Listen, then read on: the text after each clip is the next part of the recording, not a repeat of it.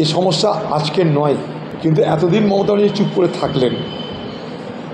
ভোটের মরশুমে তার মনে হলো এইবার বিষয়টাকে কাজে লাগানো যেতে পারে।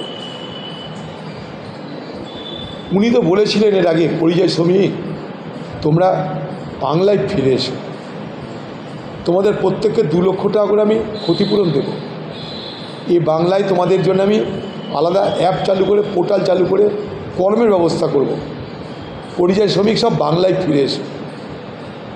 এখন উনি বলছেন 22 লক্ষ পরিযায়ী, কোভিডের সময় বলেছিলেন 53 লক্ষ পরিযায়ী। পশ্চিমবঙ্গ সরকারের কাছে নিজের কাছে তথ্য নেই যে পশ্চিমবঙ্গে অ্যাকচুয়াল পরিযায়ী শ্রমিকের সংখ্যা কত, কারণ পরিযায়ী শ্রমিক নিয়ে পশ্চিমবঙ্গে কখনো ভাবনা চিন্তা হয়নি।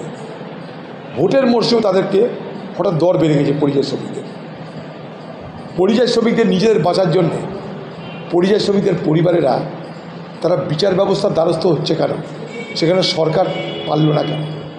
পশ্চিমবঙ্গ সরকারের মুখ্যমন্ত্রী উড়িষ্যা যাচ্ছেন না কেন?